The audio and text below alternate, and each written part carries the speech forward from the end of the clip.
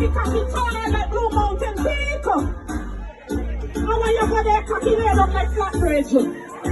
That's what I say. Give me a one drop now. Give me a one drop. Let me tell you a story.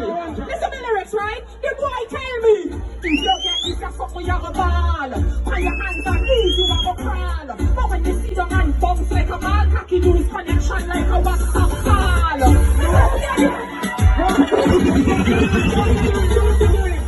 I have no idea, really, to be honest. I just realized one day that I could write music, and then people were saying, you know, you're really lyrical. You put words together in a way that I've never heard them mesh before. I think that's it. Honestly, I can't detail anything else but that. That's the truth.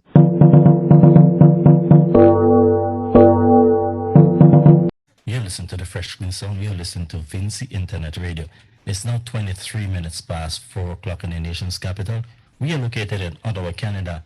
We have with us today, the lyrical diva out of beautiful St. Vincent and the Grenadines. Her name is Sita.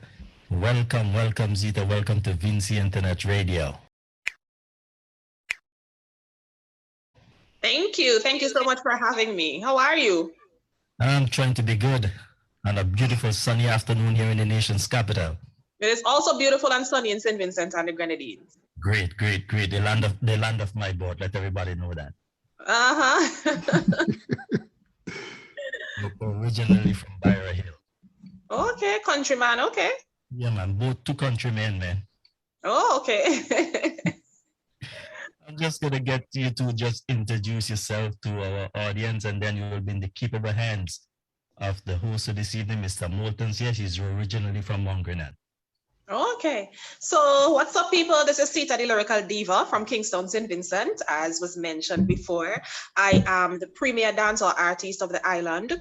I'm the first female dancehall artist of the island. I'm the first dancehall artist, female also, to be hired to perform regionally and internationally. I'm the first dancehall artist to be featured on a major Jamaican production, which was a tropical punch rhythm produced by Demarco.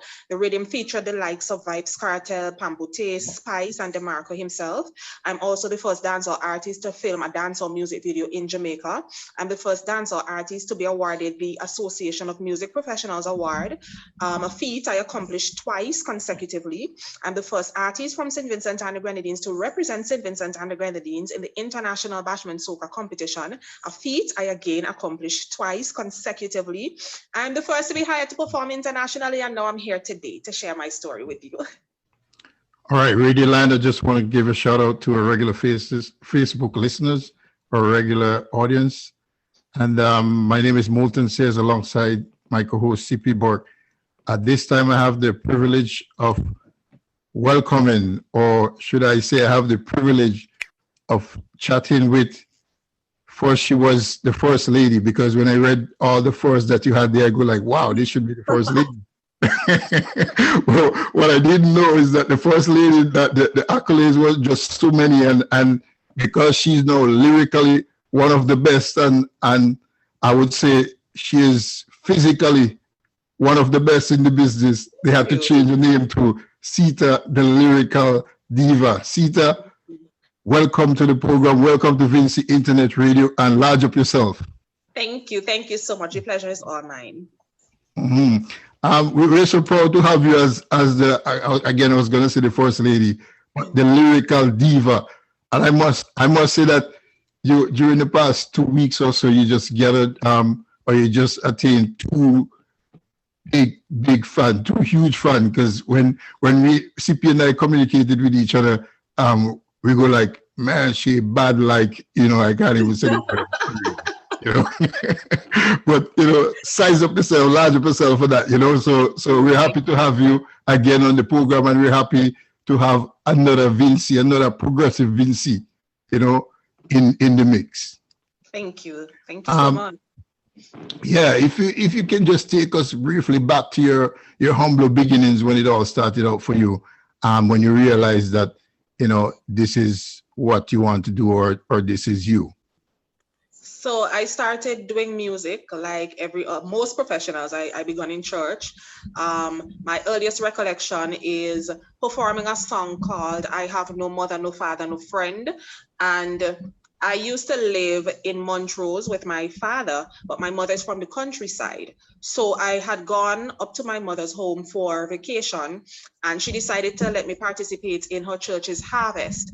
And the song, I Have No Mother, No Father, No Friend, was really about an orphan, but the orphan sought solace in knowing that God is her father and friend. Having gone there for vacation, I didn't take any clothing with me to go to church. So my mother borrowed a dress from my cousin who was older and taller. And I remember the dress reaching down to my ankles, and I'm up there singing, I have no mother, no father, no friend. And I must have done a really good job because I got some really odd gifts after. I remember somebody gave me a pair of scissors. I think somebody even gave me clothing.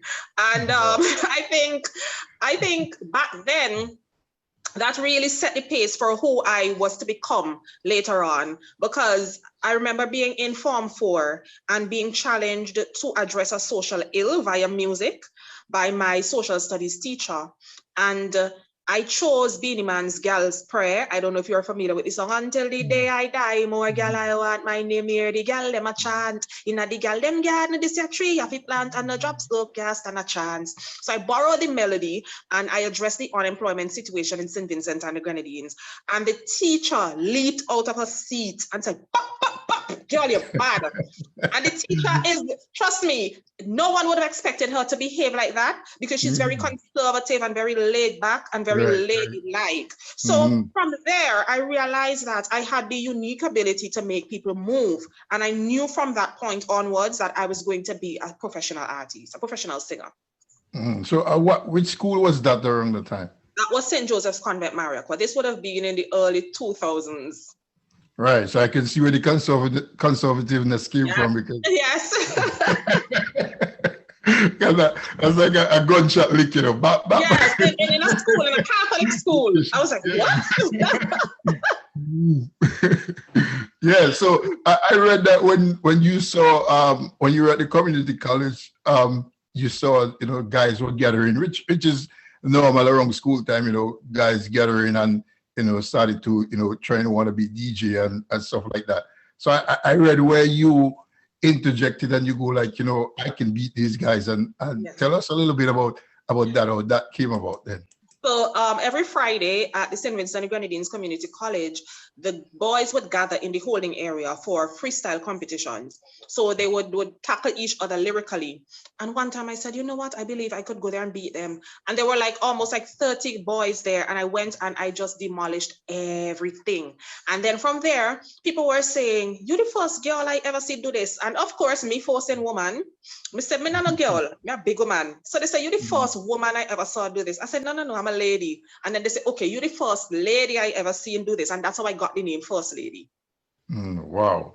But yeah. So you never went through the ranks of secondary school singing calypso competition? No, not at all. No. What is it? You were shy or why? No, I think because I grew up with a Rastafarian father, and he used to listen to people like Peter Tosh and Bob Marley. I was more influenced by reggae and dancehall music than actual calypso. It would be later on in my life that I would compare the dynamics of both genres of music in terms of melody, in terms of lyrics, and in terms of beats. And then I would understand that dancehall music is more straightforward in its lyrical content, whereas soca uses a lot of comparisons to get the message across. And as we know, that's probably was a brave move also because St. Vincent and the Grenadines dancehall is not so common. Although people do their little thing on the side, like artists don't really dream of becoming a dancehall profession, but they usually, you know, aspire to be calypsonians or soca artists. So, that's you know, true. Again, you know, large up yourself or size up yourself again for being dominant, not only taking the bold step, but being dominant in the field to be the leading lady so far, because I haven't seen anyone really who has come forward to you know, give you that challenge of in the dancehall arena, I should say, you know. So I kind of like your lyrics. I don't know, for somewhat like the first set of lyrics I heard from your mouth, I kind of gravitated towards it because it reminds me of Lady Sai, reminds me of Patra, it reminds me of so many talented Jamaican artists. And in my mind, I go like, wow, you know, if Sita was a Jamaican in Jamaica, she would have been like way, way out there already. I've always heard that. I've always heard that. Yeah. So when you decided to start singing dancehall or putting dancehall lyrics together, because I don't want to say you're singing dancehall, you know, because it's some kind of, you know, yeah. When you decided to start spitting out lyrics, who was in your mind at that time that you know you looked up to? I love Beanie Man, I love Bounty Killer, and I love Lady Saw and Tanya Stevens. I love Tanya Stevens' writing. Her writing is very poetic. I love Beanie Man because he's a very prolific writer. I love Lady Saw because of her stance on, you know, topics that women would not necessarily address regularly. And also Lady Saw would have been featured on rhythms that were dominated by men, and her music would still stand out, and that in itself was an amazing feat to me. And I love Bounty Killer because of his image and his presence. And you also mentioned one time about being brave, like women in St. Vincent are not so brave to really go and stand up and see what you want. And you also mentioned the difference in soca / calypso, where dancehall, you can express your feelings, and you're also, if I'm right, an advocate for, I think, mental illness and bullying and stuff like that. Like, yeah, expand a little bit about the music and the connection towards those two issues, right, please? Well, if you ask me a question, you're going to get my honest opinion. That's the type of person I am. And I feel like dancehall music gives me the opportunity to express myself being me. I don't have to be politically correct. I don't have to use a word that sounds similar to a particular word. I say what I mean, and I mean what I say. As it pertains to bullying, I find that in St. Vincent and the Grenadines, we like to pull down our women. I find that, for example, if a sex tape comes out, the men would be glorified. Oh, look at that. But the females are always ashamed. Do you understand? So I like to use my platform, my Facebook platform, to have females know all is not lost. A mistake is a mistake. Life goes on.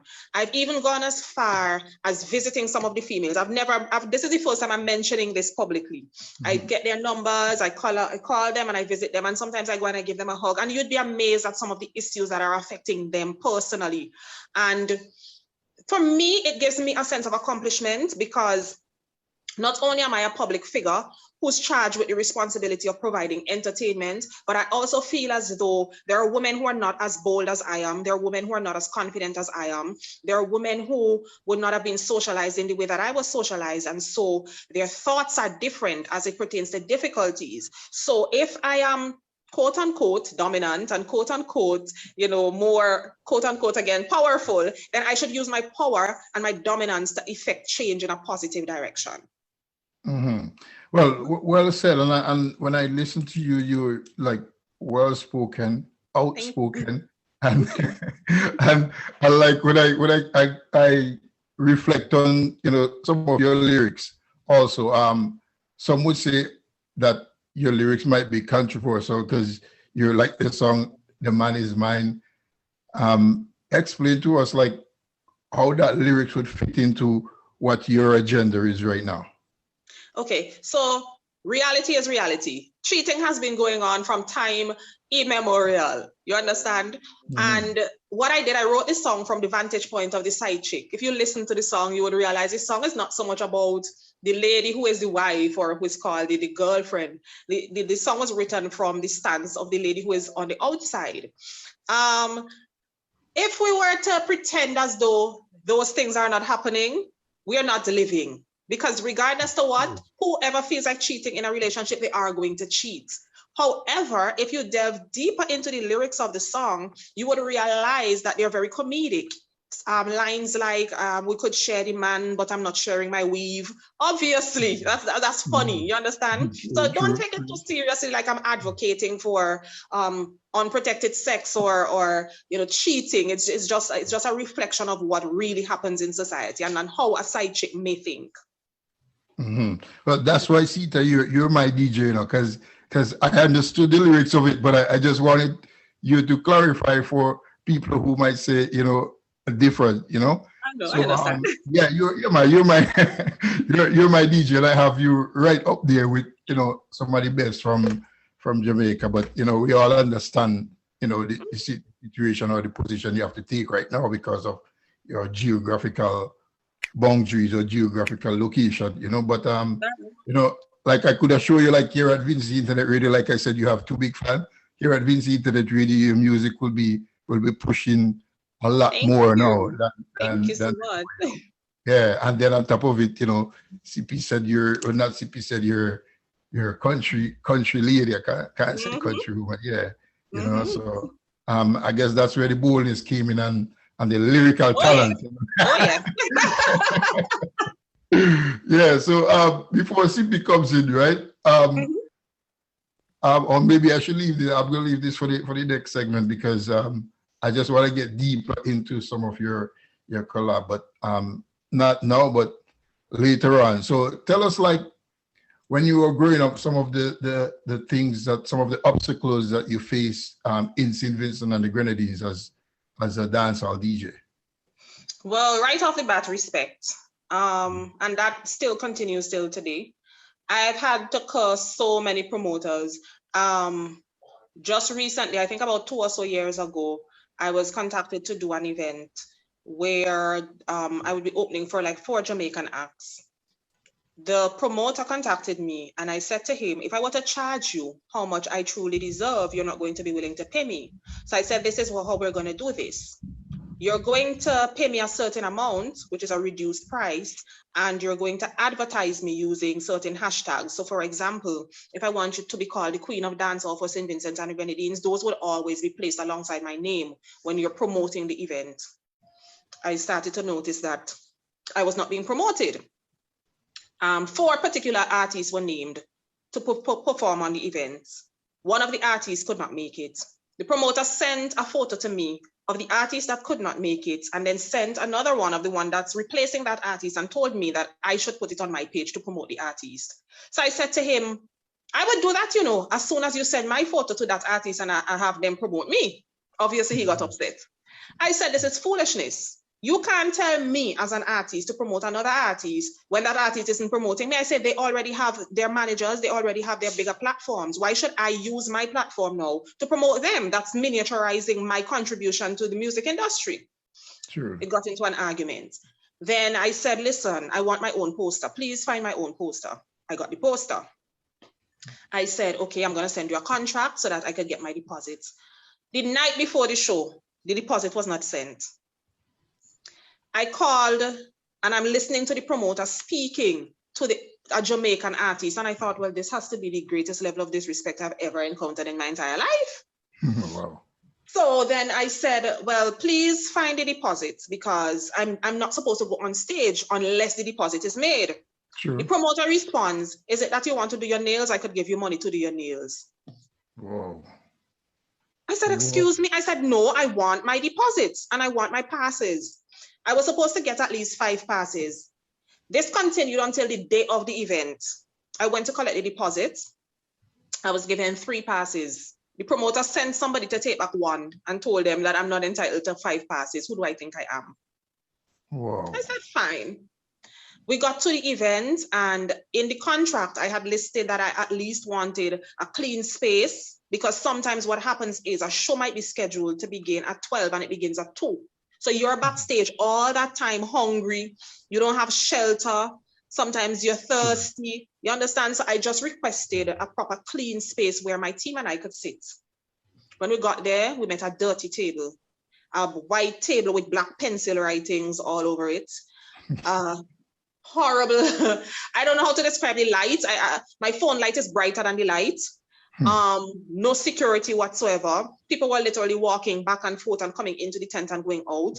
No food, not even 2 grapes, no water, which I had asked for. And on top of that, they placed the Jamaican artist right next to my tent. So I'm seeing everything that's happening for the Jamaican artist. Now, people might look at me and say, okay, you're not a big artist, so you can't expect to be entitled to the same treatment. But we're talking about water. Come on. You understand? Like basic water. I sat there and I see cases of water going into the Jamaican artists and cases of drinks and a personal chef.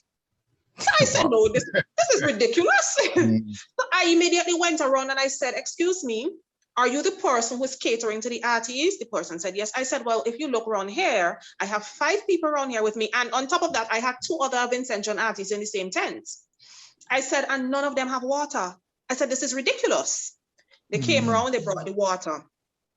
I sat there again and I saw another chef going around with food. I said, well, no, this is craziness. No, so I called the chef and I said, are you the person who was hired to cater to the artists? And she said, yes. She said, is there anything I can do for you? I said, yes, I would like to have some food. I said, look at how many people are here.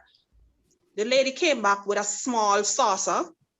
I kid you not, with 5 sausage rolls. Wow. I said, what do I do with this? She said, I spoke to the promoter and the promoter said, that's what you're entitled to. Wow. I didn't even eat because the DJ that was in the tent with me was fainting because he had been backstage so long that he had gotten hungry and was beginning to faint. So I had to end up feeding the people in the tent. Then I sat there and I realized I was supposed to be on stage at 12. It's now 1:30. I'm not on stage. 2 o'clock, I'm not on stage. So then I sent my personal assistant at the time to find out what was happening. I was then told that because I am so bold and because I want to be rebellious, they made me dress and come to the event with no intention of putting me on stage. Wow. So naturally, I came even more rebellious. And I said, I don't care what you said today, I am touching that stage. So after speaking with that particular promoter, I was then told that he is not the actual promoter of the event. But the actual promoter is from overseas and had left him in charge. So when the promoter from overseas came, I went and I explained to him and I said, this is seriously disrespectful. And then he began to detail for me all the difficulties he had been encountering. And I said, all of what you're encountering is no excuse for you treating me in a disrespectful manner. Because if I'm from St. Vincent and the Grenadines and somebody is in St. Vincent and the Grenadines, then they should take care of who is in St. Vincent first. Ensure that they are taken care of, because my needs will not be as great as those from the other islands, right? Right. And so I was allowed to perform, and he apologized. But I just said all of that just to give you an insight into what I have to deal with as an artist, as a Vincentian artist, and also as a female. Yeah, man. I mean, you another female artist was on our program as well, and stressed the level of disrespect that they get from promoters, especially when it comes to payment. Oh yes. Yeah, you're paying. Okay, you understand, like you said before, another artist, let's say he gets $1,000. Don't expect to give, the artist that you think has lesser, meanage to it, $100. At least give them, a $400 or $500. Exactly. Level up the thing. Yeah. Yeah, so I do understand that frustration, but don't let that hinder your progress, man. Just keep on going up, because really you're right up there, and I'll explain to the fans and to the people why you're right up there in the next segment. Thank you.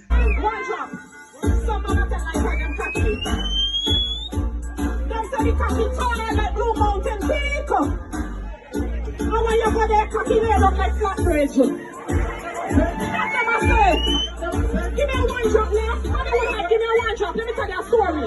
Listen to the lyrics, right? The boy tell me, if you get this, you're suffering, you're a ball. When your hands are loose, you have a crawl. But when you see the man bounce like a ball, cocky do his connection like a WhatsApp call.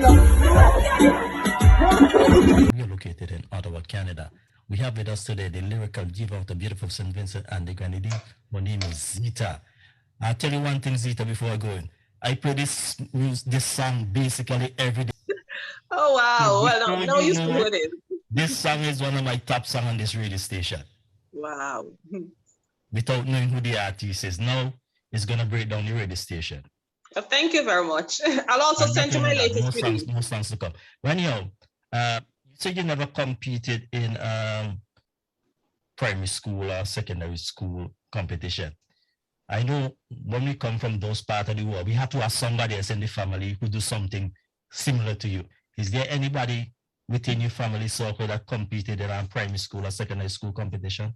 My younger sister actually competed in a junior calypso competition. The very first year she went, she won. and she won again the second year. She came third the third year, third year, and then she decided it was not for her. My other sister is actually also a singer, and she would have won the Miss Heritage pageant. She performed Razom's Perseverance. So yeah, it kind of runs in the family, but they are not interested in taking it up professionally. You know how I know that? I'll tell you later. Okay. One of your teacher told me that. I was having a conversation with one of your teacher, and she told me she taught you in school, and I'm gonna call her name. She taught you in school, and when I said about this, she said first lady. I said no, she's changed her name. So then she told me about your other two sisters. Oh, okay. I'm saying that we go all the way when we're doing our interview. Did she say great things about me though? We just don't scratch the surface. Did she say great things about me though? Oh yeah. Okay. Talented. She even told me that when you went to the you were in community college, and she basically said everybody from your family has done well educationally, went to college and all this kind of stuff, but I'm still not gonna call the name. Okay then. I think she was a headmistress or something like that as well too, but she taught in school. Okay. Anyhow, so let's get on to when you actually grew into this business, do you ever had the intention of taking it to the distance you are right now? I always did. I always did. I always felt as though music in St. Vincent and the Grenadines was limited within the geographical confines of St. Vincent and the Grenadines. And it's such a shame, because now I've performed in countries like Barbados and Trinidad and St. Lucia. And I can honestly tell you that we have some of the most skilled performers in the region. What I've found is the other islands are vocally trained, but in terms of raw talent, St. Vincent and the Grenadines has that. What we do not have, however, are people who are championing our cause as artists. So an artist would have a hit song, but would not have a visa to perform in countries where the song is popular. And it's not like that in other islands. That's one of our major setbacks as artists and as a people. One of the things that I notice in St. Vincent and the Grenadines, as we do a lot of interviews here, management seems to be a big problem when it comes to artists. How you look at that, and what advice do you have to artists to get their business out there, get managerial, somebody to manage you? Because if you look at places like Barbados and other countries, they have one good song, but they're all over North America. All over, exactly. It's really difficult in St. Vincent and the Grenadines, because I've honestly found that people do not believe in our product. From my experience, I've worked with people who talk the talk but never want to walk the walk. I've heard people say, oh, I had a manager, but the manager was more important, more interested in making money during the carnival period and making sure they get their cut out of the money. And I've heard people say, oh, I feel as though my career isn't moving. I've heard people say they don't understand the business because the managers never taught them anything. My advice would be for artists to read up on the business of music, understand the royalties, understand what the role of a manager, and also do not limit yourself and allow the manager to do everything. If it's possible for you to reach out as an artist within the confines of an artist, however, to other artists and say, hey, I'm here, I have this talent and I would love to collab with you. If it's possible, you can also try to do that in the absence of a proper manager. That's the best advice I could give. Yeah, but at the same time, I think some people, you can give them advice. They will take it. Some people, you give them advice and they want to, as we say, cut your throat. Because you try all the little necessary things that not supposed to come into it, come into it. You know, because management is very important to promote an artist. As you say, learn the thing, make sure your contract and everything is there. Because remember, in this business, when you're ready to release a song, you have to have a contract signed with the artist, otherwise they take all the money. They take all the money. A lot of managers do that. I mean, we on this radio station, we talk the truth. You know, Yeah. and once the truth is the truth, we can say the truth. The Mm-hmm. truth is, from a lot of interviews that we have, some managers really keep the people down and you say, look at the bottom line. Mm-hmm. So in that sense now, how are you looking at your management team? Do you have a management team in place? I actually put a team in place that consists of a road manager, a personal assistant, and I have 2 dancers. Outside of St. Vincent and the Grenadines, I have a manager in Jamaica, and I'm putting together an investment team to assist with promotion, etc. But that is because I understand music, right? And what it takes to make music move from place to place. But for the average artist in St. Vincent and the Grenadines, what could be done is they could have somebody who maybe it might have to be a family member, because as you said before, a number of managers usually rob the artist. So they may need to put a family member in charge of the business aspect of the music and have them research how exactly the contracts should be written. How we're supposed to get what when you record a song by a particular studio, because a lot of times too, artists do not understand that the producers of the music need to get paid. So that would be a very good place to start from. So, you know, and that seems to be a problem. That's one of the things I think that's holding back our artists and our potential artists that have potential to grow. So in that sense, how would you go out to an artist and say, well, okay, this is the thing you need to put in place and let's start? You know, you don't have to be them, but you can walk alongside them. Do you have any intention of say walking alongside an artist just to show them the what the business is like? I'll tell you something. I started a project last year called the Artistic Creative Talent Agency, which I decided to start to assist artists who are not knowledgeable about the business of music or who may need someone to represent them. The business was constructed on the premise of having road managers. So each artist was signed to the Artistic Creative Talent Agency would automatically be signed to a road manager who would deal with their business. So they would deal with their social media, they would deal with their promotion, they would deal with bookings, etc. I produced a rhythm. I was the executive producer of a rhythm last year called Style and Flow Rhythm.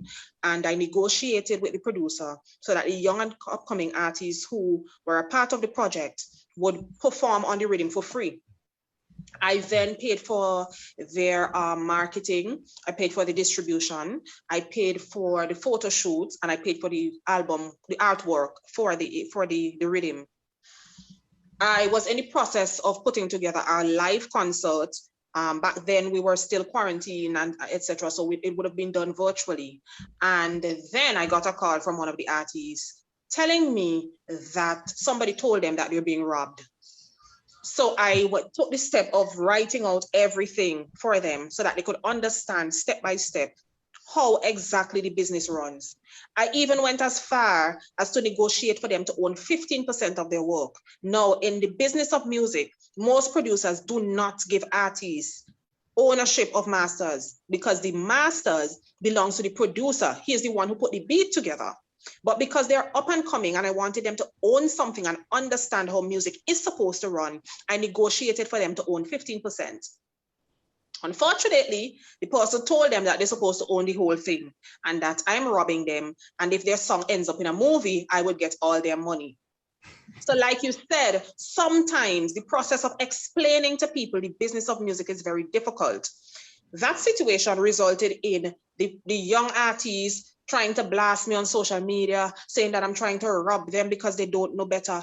Little do they know that I had put the measure in place for them to own. You see, and that's the problem, you know, is where do you get your advice? Because as we say, good advice is scarce. But when they get it, they don't use it. They throw it down the drain. And they let somebody, as you say, brainwash them into believing that you are doing something which is wrong for them. While definitely you are trying to make them into artists that who they're supposed to be and give them a taste of the business. The business part of it, that most people don't understand. But, you know, they realized after, and they keep sending me music now and saying, give me your opinion on this, and I'm sorry. And we didn't realize until we started entering into music how difficult it is. And I wish I had somebody, I tell them, I said, I wish I had somebody back then who negotiated for me to own part of my masters. I wish. but you know. In case you just join us, we're having a conversation with Sita, the lyrical diva out of the beautiful island of St. Vincent and the Grenadines. So, Sita, we know you worked with some of the best in the business, and there is a story, and I'd like you to present it to us, the story itself, with one of my favorite dancehall DJ, very underrated but very talented, Demarco. Oh, yes.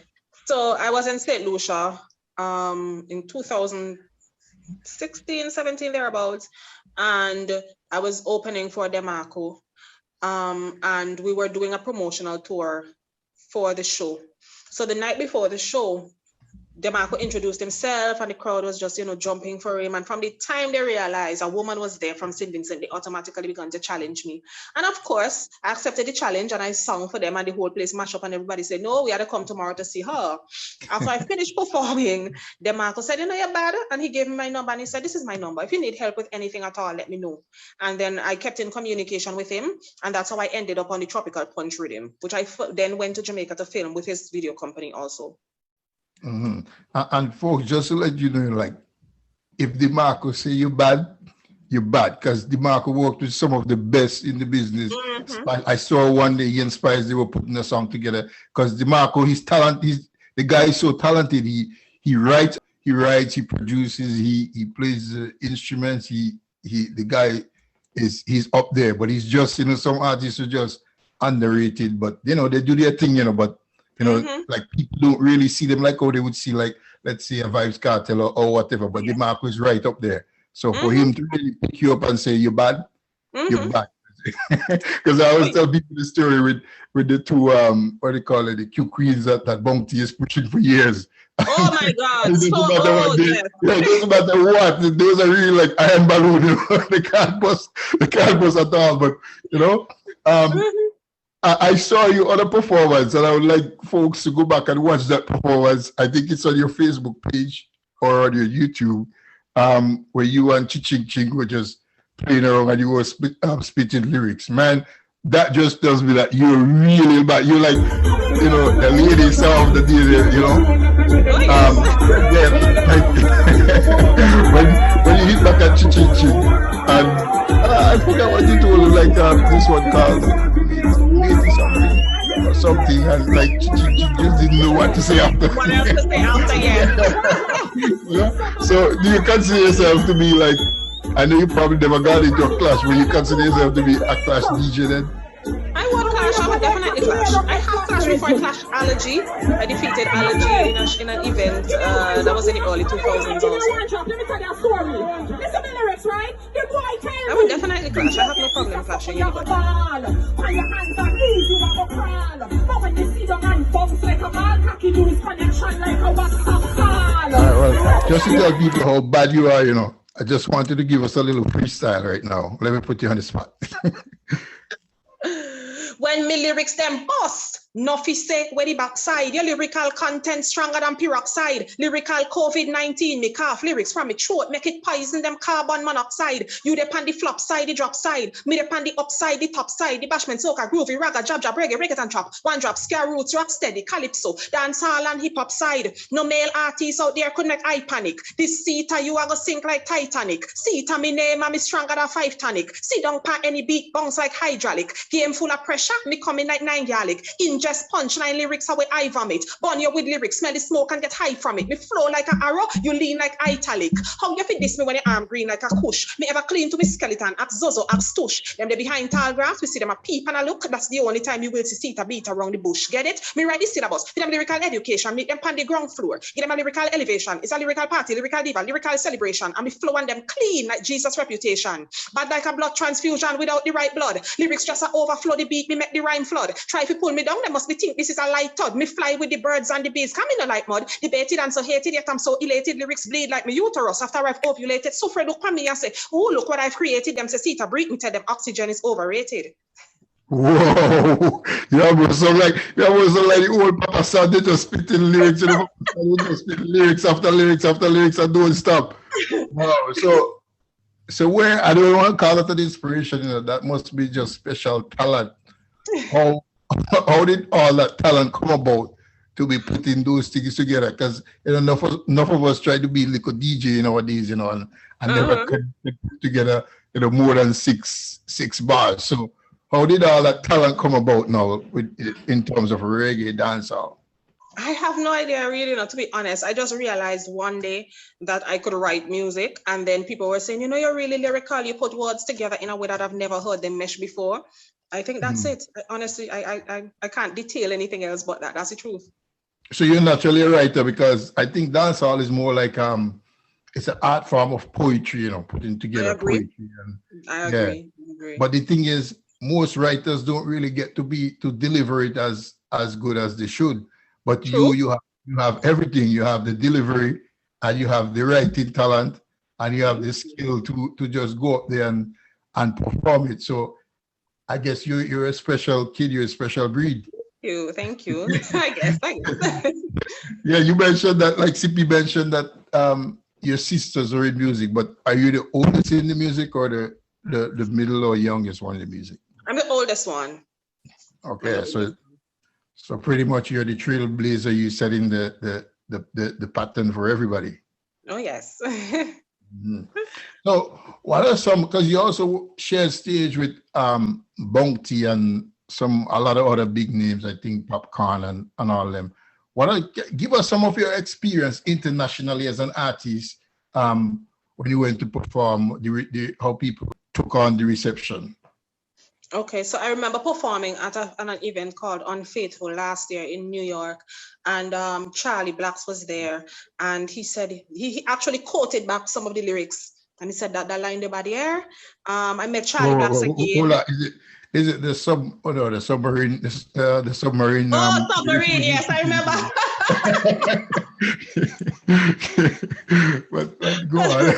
Yes, and I met Charlie Blacks again when he was having an album launch, and I performed for him again, and he was just telling me, you know, how great I am. Of course, Ching Ching, he would have encouraged me and said, you know, it's hard as an artist, and it's twice as hard as a female, but don't give up because you have the natural ability. That was in New York. I also performed for well, as you said, Popcorn and Sizzler and Sean Kingston in Jamaica. I opened for Bounty Killer in Jamaica when Bounty Killer came to St. Vincent in 2015 thereabouts. He actually called me on stage to perform with him a song called High Grade Forever, which is one of my personal favorites from Bounty Killer.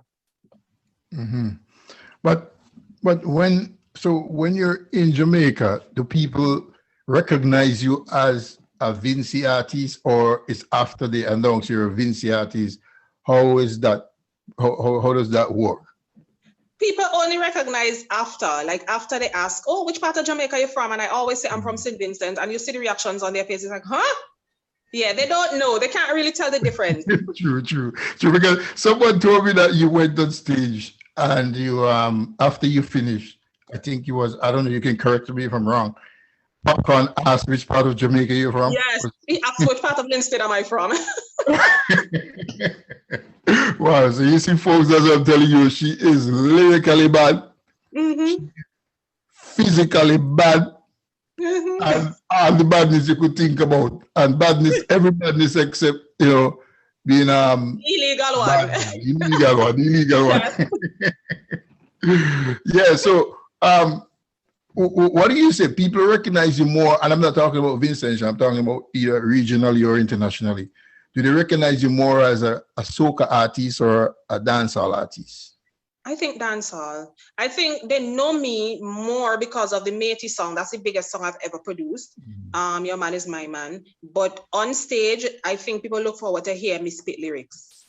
Me too. I look forward for that. But I also think that you're making real good ingrounds in soca, in the soca arena as well.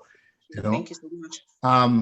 Yeah, and one of the reasons you said also is because Carnival is more of a soca kind of thing, and it leaves you stranded pretty much when, you know, there's Carnival time, you know, with the dance hall. So I'm glad you recognize that part of it to fulfill it, and also it will help you as an artist to be known more internationally. Like people can just let promoters out here know that you will be able to perform a full show in terms of soca and reggae. Yes. No, that's true. That's true. So again, big up yourself again on that, and continue again. Like I always say, continue to go, the upward mobility. Where would you say was your biggest place to perform, and how big was that audience? The biggest? It may have been the Jamaica one. It's either the Jamaican one or Unfaithful last year in New York. That same event with Popcorn, that was huge. That was an actual festival. It's called Sound the Alarm Festival in Jamaica. It's an annual festival. So it's between that or Unfaithful. And what would you say was the breakout song that got noticed regionally or even internationally? I would still have to say Métis. Yeah. I would say that. I had a song before called Leftovers. You and your my leftovers. Son of a like a bright, and it was playing in places like St. Lucia, Barbados, and Grenada. But in terms of regional and international recognition, Métis is definitely it. Well, like they say, controversy sells. So sex sells, controversy sells. What is the greatest misperception of you that you would like people to know about Sita, the realness about Sita? I think people are of the opinion that I'm stuck up and arrogant. I'm actually quite the opposite. I'm very, very, if I walk into a room, I do not want the attention. I would sit at the back and that would be no problem. I don't see it. I don't see the arrogance in you. Honestly, I see what I see is no. I see what I looked at, like every interview that I looked at with you. I see the number one thing, confidence. I'm very confident. I see like this is someone on a mission who knows what they want, and I see that someone who just looks at the market, analyzes things. And correct me if I'm wrong, I think you did a reality show. You had a reality show or something like that. Yeah, tell us what was that all about? It's called Split Personality Life of Sita. I was trying to produce it at a time when reality TV was not so popular in the Caribbean. That was before Spice even ventured onto Housewives of Atlanta, Real Housewives of Atlanta. No, Love and Hip Hop Atlanta, sorry. And I was trying to sell the concept to sponsors in St. Vincent and the Grenadines and to videographers in St. Vincent and the Grenadines. But of course, when you're trying to sell something that sounds far-fetched, it's hard to get people to gravitate towards it. So I couldn't get people to invest, number one. And I couldn't get videographers to take it seriously. I had to cancel. But for the time that it was in production, a number of persons were actually looking forward to different episodes. It detailed my life as an artist and my life off stage. It detailed the difference between Sita, the lyrical diva, the artist, and Sita Kane. It detailed my interactions with like my family members, I think with the producer in the studio. I think I had an episode there where I was meeting with a customer or potential sponsor of clothing. It was just really about highlighting who I am and the fact that people said that I have a split personality. That was what that was about. I think when it comes to those kind of projects, sometimes you might have to look beyond St. Vincent and the Grenadines for sponsors, because I think we're enclosed in a little bit of an environment where we don't look beyond our boundaries or our borders to really project, into different projects.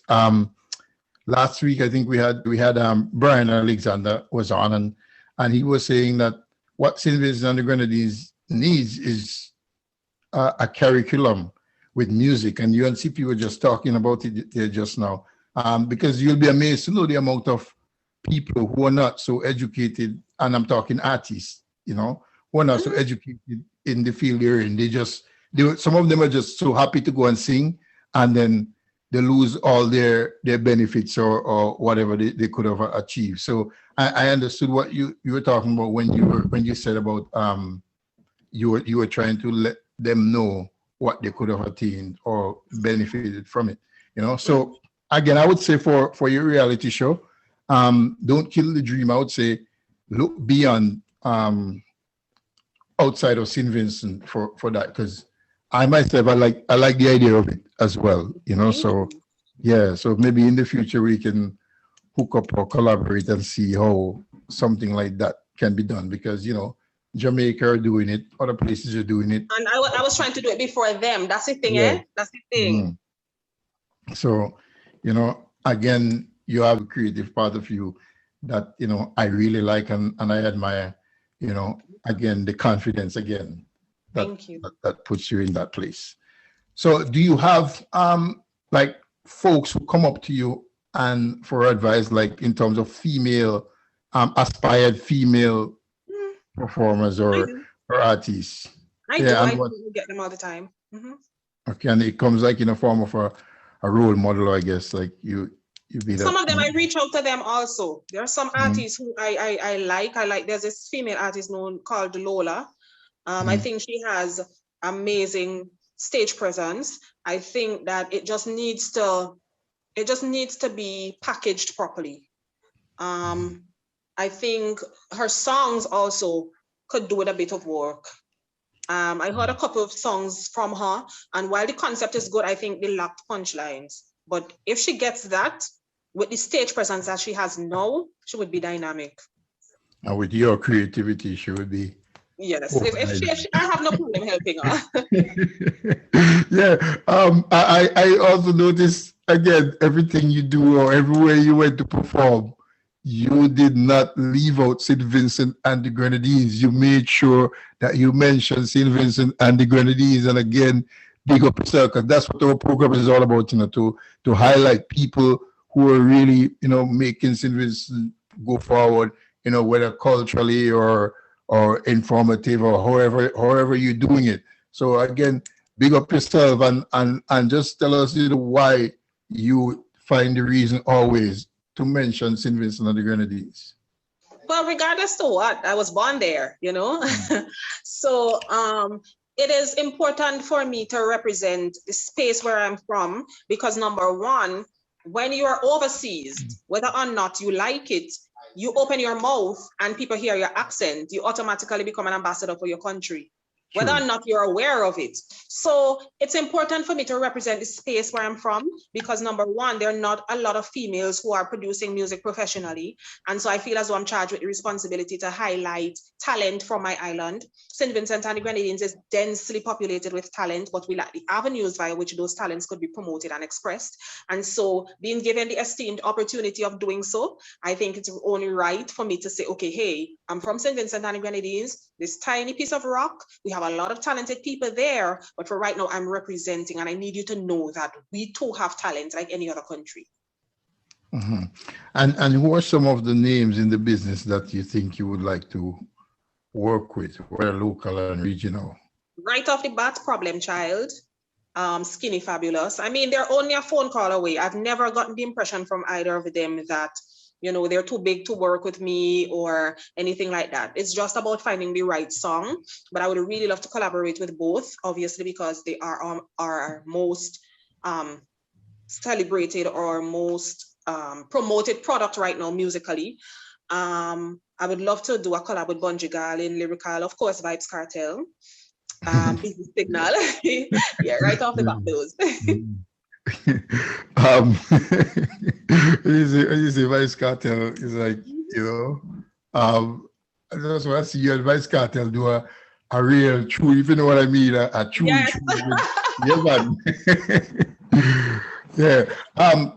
If you have to choose a venue to perform, where would that be, or an area, geographical area? Africa. Where I would love to perform in Africa. Love, love, love. I feel like I'm missing out on entertaining where I'm from, where my ancestors are from. I would love to perform in Africa. I would love Africa to know that St. Vincent and the Grenadines not only has a dancehall artist, but we have a dynamic dancehall artist in the person of a female. I would love for Africa to know that. An artist, a diva. A diva, yes. Yes. Yeah, so in your song again, let me go back to The Man Is Mine. How long did it take you to write that? About half an hour. I actually never put pen to paper with that. I actually just went before the microphone and I just started to sing and all the lyrics just came together. Wow. Yeah. But normally do you put pen to paper or are you? It depends. It depends. Some beats are more difficult to challenge. For example, if I'm giving a really melodious beat, it's more difficult for me being a lyricist. So I may need to put pen to paper then. But outside of that, if I'm giving a bass line, no. All right. So I'm gonna cross you over to CP, but I'm gonna cross you over with, I know CP has his song there to play. Give us a short freestyle over to CP.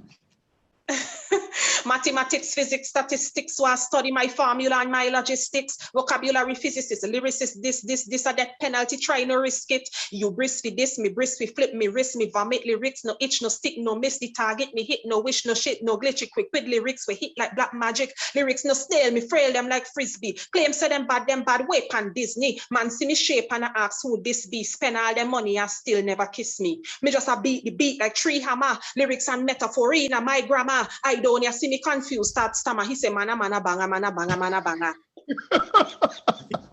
Oh, I don't hear that.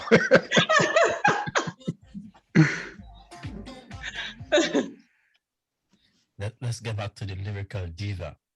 Now, you have a lot of Caribbean countries that give you some write-up.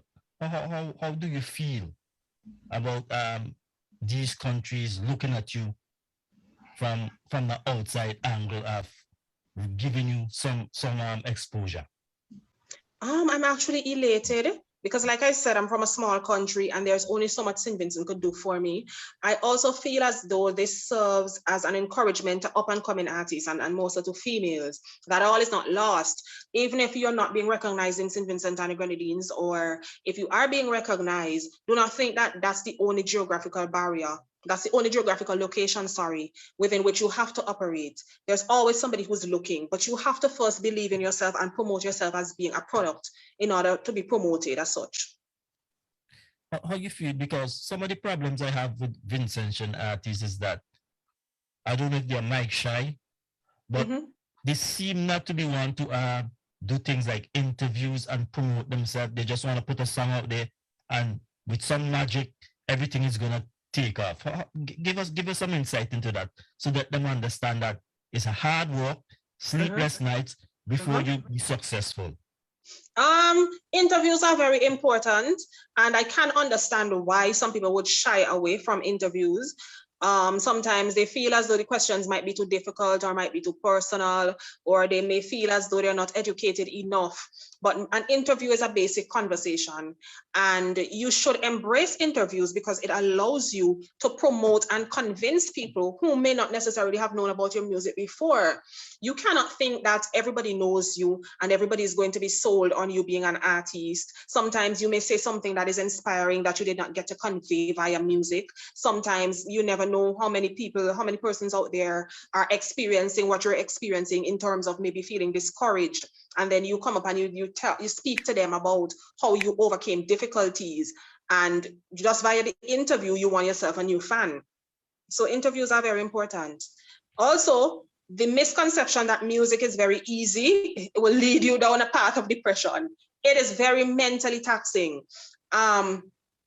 You must exist via two realities, and those are, one, that fame is vapor, and two, you will be replaced. Fame is vapor in that one of these days, you may not necessarily be the artist that is being spoken about. One of these days, you might be replaced by a trend. You might be replaced by somebody who is more talented, somebody who is less talented. What do you do then? You should have already thought about how to maintain your relevance in the music industry. I can give you an example, Beenie Man. Beenie Man has been around for a time that I cannot accurately detail. But Beenie Man is one of those artists who, if you say his name, even among the younger generation, they have an idea of who he is. That might not be the same for artists who would have been around in his time when he was more relevant. Upon realizing that his relevance was dwindling, what did Beenie Man do? He went and collaborated with Shensia, who is an up-and-coming act. These are measures that we have to implement if we wish to stay relevant. Another thing we need to be cognizant of is the fact that once you're in the business of producing anything that is meant for public consumption, then that product is open to praise and criticism. A lot of us live for the praise, but when we get the criticism, we can't deal with it. You understand? Wherever human beings exist, opinions will exist. It is up to you to listen and decipher whether or not it is a positive criticism and if it's a negative criticism.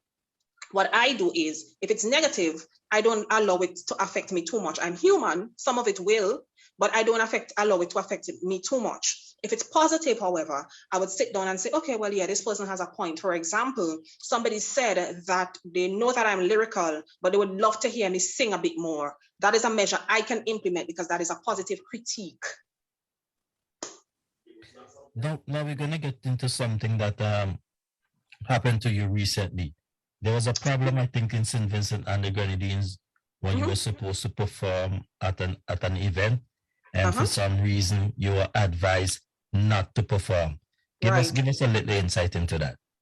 Okay, so I was scheduled to perform at an event called I Love Soca, and somebody made a joke and said, if I turn up, they're going to throw stones at me because the DJ usually wheels the song too often.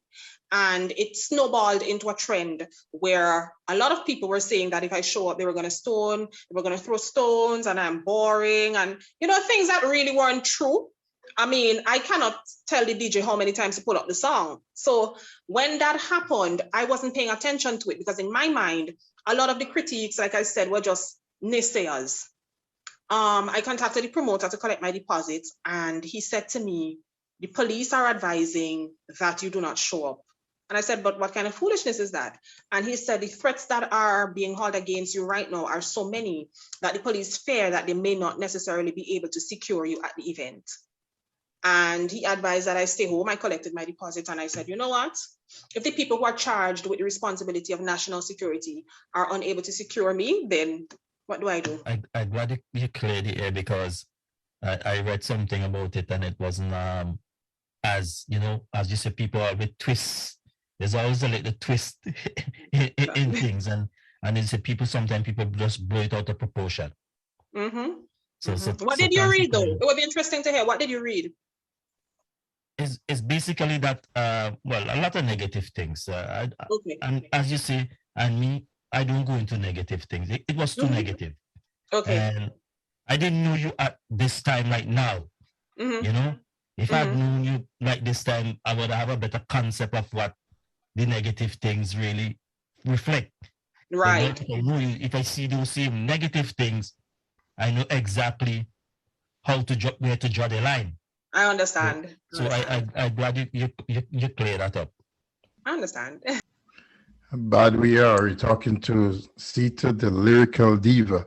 Sita, I give my own 2 cents of why you changed your name, So tell us why you went from First Lady to Sita, the lyrical diva. But although we have an idea because it's so lyrical, but tell us exactly, why your name changed.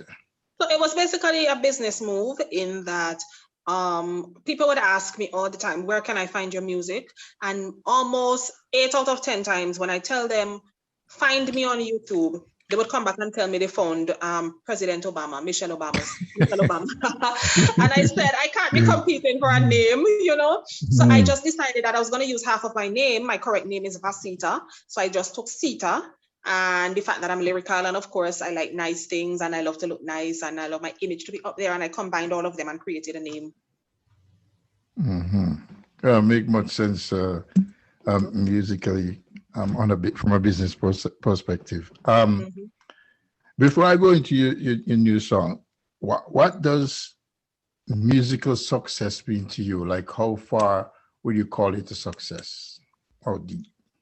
When I'm touring constantly, I think I would deem myself as being successful because that would show me that my music has transcended Vincentian geographical borders, and that's my aim. That has always been my aim. That's why I don't look like, you know, the typical Vincentian artist. I'm not disrespecting anybody, but I try to look as much as possible as an international act as possible. I try to build my social media to look as appealing as possible to the international market. And I try to make my songs as international sounding as possible.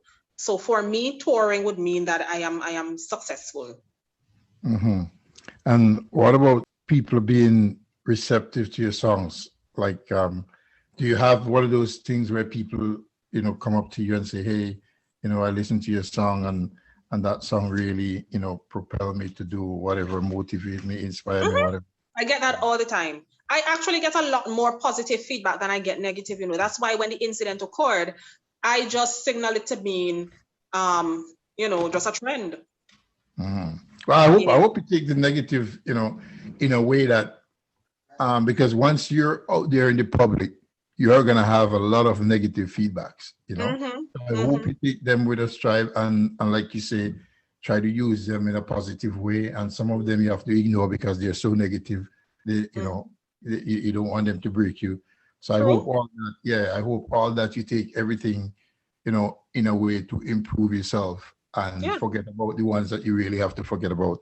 You know, because some of your biggest critics are not even your fans. So it's you know, true. It is so true. True. Yeah. So in terms of your new song now, just elaborate on us, you know, about your new one that you dropped for, I guess, for Carnival. It is. Oh, so I wrote that song about 4 years ago, and Lester said, Sita, you know what you never really did? You never attacked a soca rhythm using your dancehall background. I wanted to sound like soca, but I want to hear the dancehall influence in the delivery. And I said, you know what, that's true. And then he decided that we should release a song this year. I had initially written the song for myself and Talpri from Grenada. So if you notice, it's kind of chanting in the beginning. My dun dun dun dun dun dun. That was supposed to be the male voice, but I just decided, you know what, being that I'm going to be doing this song alone, I'm going to keep that, but I'm going to make it very Vincentian, and that's how that song came about. And also, it's very important. Do you have like any band that you work with? I've worked with Kinetic Band on more than one occasions, which is headed by Abby James. I don't know if you know him. I've worked with them on more than one occasions, but in terms of a personal band, no. No, of course, the time will come for that, though. Yes. Don't worry. Oh, yeah. The reason I ask you that, I just want to know if it's easier for you to be a DJing with a band or with the tracks. I prefer the band, but I've had much more experience with the tracks, but I prefer the band. I definitely prefer the band. Moving forward, what should we expect from Sita in terms of between soca and dancehall? Because now you take on a bigger mantle on the shoulder, you know. We know you're versatile, but you know, it's a bigger mantle. What should we expect from Sita between dancehall and soca? Well, you can expect to see me on stage at a number of the events that are coming up, and people have been encouraging me to participate in the Soca Monarch competition. I'm not sure if I would, but yeah, if I do, I'll definitely let you know. For dancehall, I already have a number of songs that I'd written. I have one called Insecure. I haven't recorded it as yet, but look out for that one for the summer.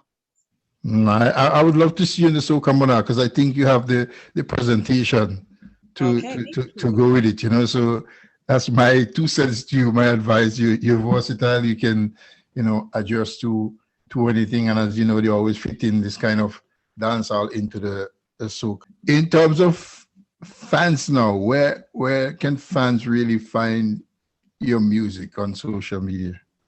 You can find me on Instagram or on any social media platform for that matter via Sita_music, SITA_music, or Sita D Lyrical Diva. Once you type that in on any social media platform, the diva herself pops up.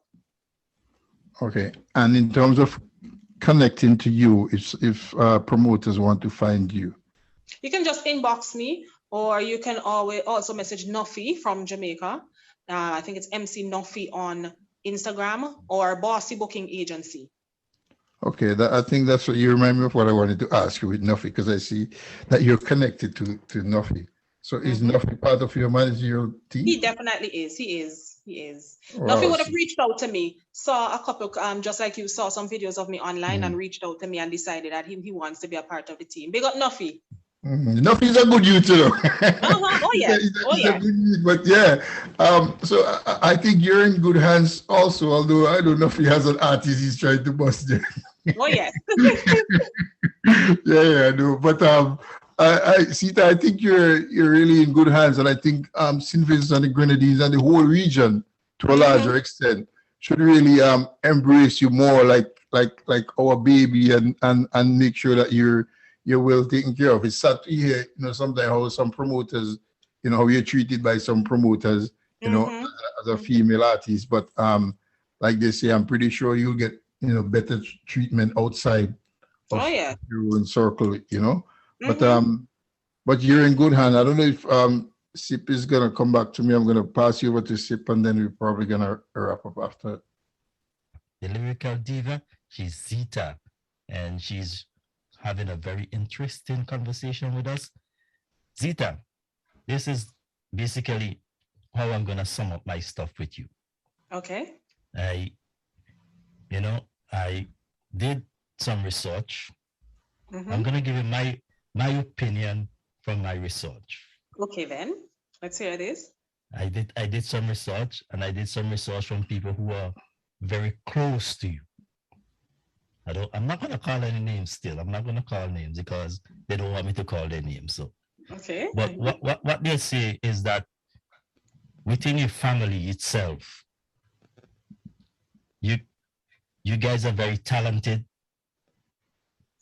whether singing, education-wise, your father, your mother, and we know your mother live in Park and South Rivers over there. I'm going to tell you that. I know your father work with a electrical company, St. Vincent. Wow.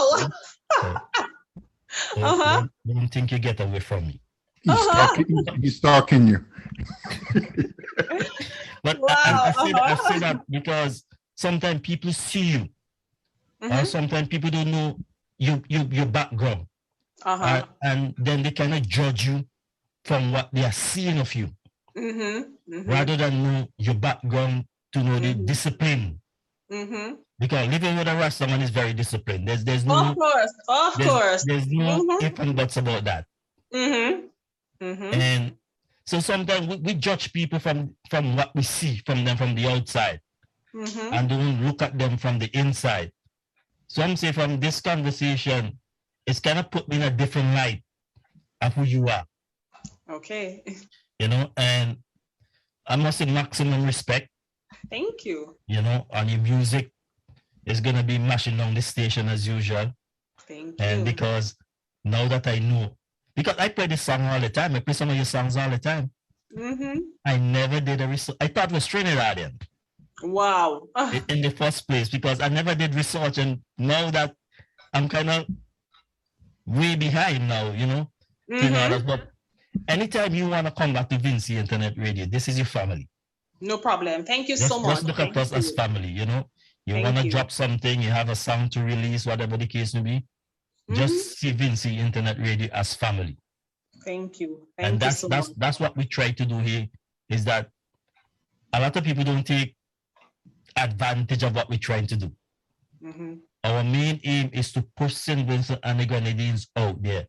Our main aim is to give the artists an opportunity to sell themselves. Because when you come on here, all we do, we let you talk because we want to hear your story. So by selling your story tonight, I think you have a lot more fans than you expect. And I'm just going to tell you, keep the good work up, keep the flag of St. Vincent and the Grenadines flying. And anytime you want, if you want a promotional video, whatever the case may be, because you told me, oh, you like it, I don't know. Because anything like that, just let me know. And no problem. We'll put it together. All right. Thank you very much. So I'm just gonna pass you over to Mr. Moulton. Says. Yeah, thanks, Sippy. So Sita, the lyrical diva, is there anything you want to, or any fans you want to big up, or anything you want to say to everyone? Because we also have one of the biggest fan base in Europe, and and we're Oh, making okay. it in Africa. So So first of all, thank you to everybody who's been supporting me from the very beginning. Thank you to those who've now learned about Sita the Lyrical Diva and have extended your support.